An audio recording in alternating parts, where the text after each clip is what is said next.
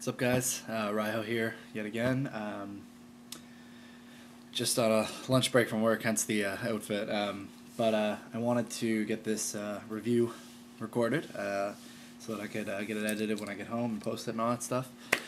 And this is, of course, a review of Hellraiser, which was a film that came out in 1987. Was written and directed by Clive Barker, and also based on, and some people don't know this, I guess, but based on the novella that Clive Barker wrote called The Hellbound Heart, which I think originally was posted in a sort of short story book called Night Visions, and then later on his own short story book, which was all his stuff, called The Books of Blood. Anyway, the story, it stars, I think here, Sean Chapman as Frank, Doug Bradley, of course, is the lead Cenobite. Andrew Robinson plays Larry. Claire Higgins plays Julia, and it introduces Ashley Lawrence as Kirsty.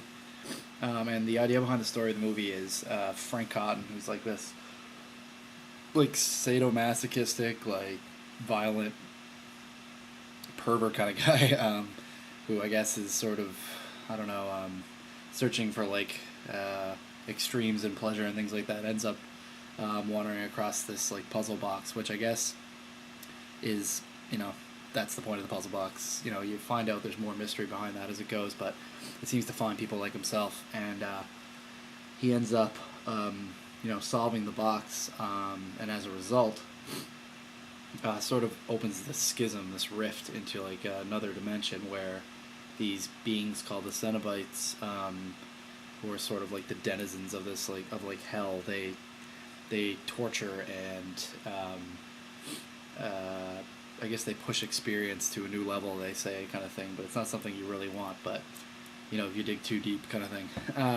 And as a result, he gets pulled into hell. And then when his brother Larry goes to move into the family home with his wife Julia, he finds out that Frank was like living there, and that's where he opened the box, kind of thing.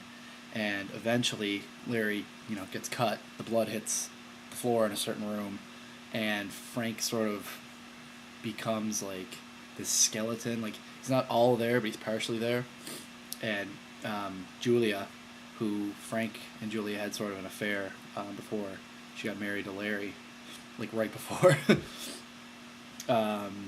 she realizes, she wants out of her, boring marriage kind of thing, and she's always had some kind of thing for Frank, and so she starts, I don't know how, but she starts, bringing him all these like victims in, and Frank absorbs them as he does. He becomes more substantial, and then eventually, Kirsty, who is Larry's daughter from a former marriage, she starts noticing stuff with Julia, and I think she sees him take, a guy home one day, and she thinks that she's cheating on her father, so she ends up getting involved, finds out about Frank, gets the box, opens it, not knowing what it is, and the Cenobites come for her, and of course she leads them to Frank to save her own soul.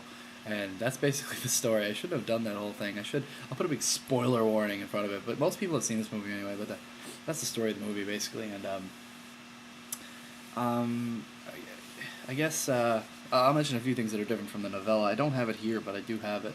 I got it a while back, and I read it, and it's really short, really quick read, but it's really good. And it's basically the exact same story, except Larry is called Rory,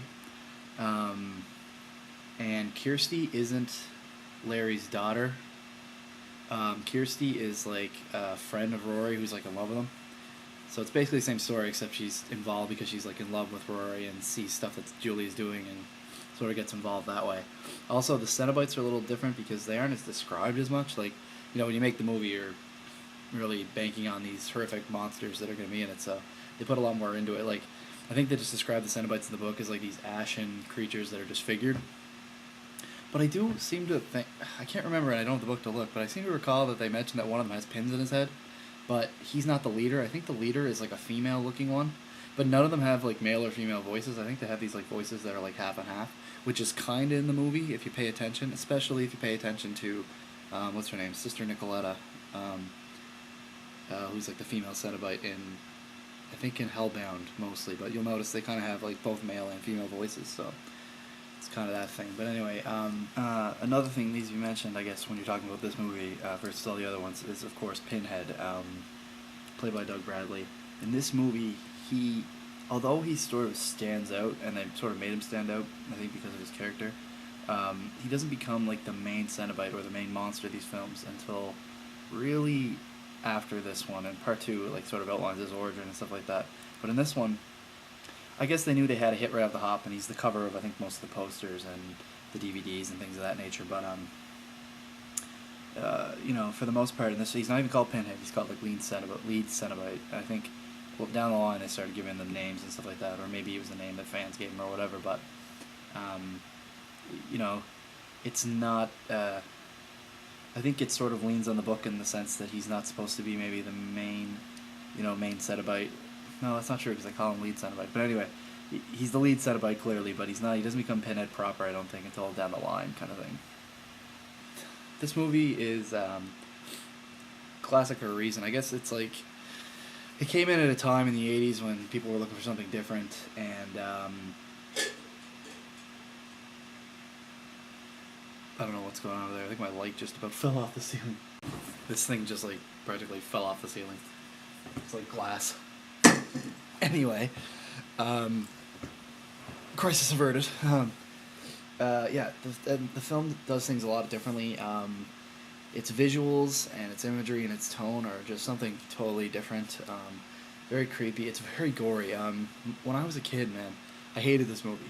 I couldn't watch it. I tried watching it once, and I was so freaked out by the intro where they're like piecing the guy's face together that I totally was turned off of it. I was never really into the gore as much as most people. I like scary stuff, and I eventually got into that sort of thing and watched all these movies, and I really liked the first 3 or 4. And I really like this one now. But at the time, it really was very gory. But it's just got like it's got a different storyline. It gets into like sexual perversion and almost has some like religious undertones, and it's only stuff that Clive Barker can bring to you because this guy is incredible. If you can ever get into any of his novels, try to get your hands on them. I would suggest The Great and Secret Show, and I'm not trying to turn this into a review of something else, but just mentioning it.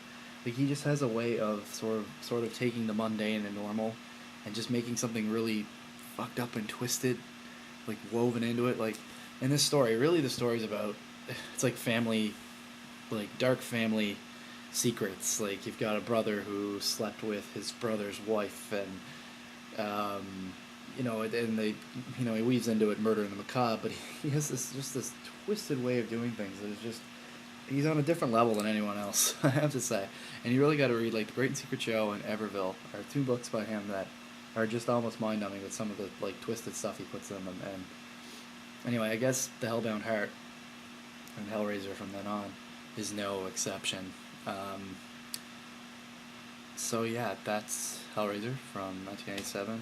Like I said, I think there's been talk since 2007 about a remake of it that Clive Barker wants to sort of be involved in himself, but maybe get somebody else to direct. So we'll see about that. I think it's just because he wants to see something else. Maybe he couldn't do some things at the time, technologically. So it'll be interesting to see what he does there. I think this movie has the status it has because of the way it was made. I think it is very visual. It is very good. The Cenobites are very different monsters. Everything about it is great, so I don't see why they bother trying to remake that. But they try to remake everything. They're talking about doing Suspiria. What are they thinking? I'm not going to get into the remake thing again, but anyway. Hellraiser, get your hands on it. I don't have the special edition, unfortunately, like I showed you the other day in my DVD update.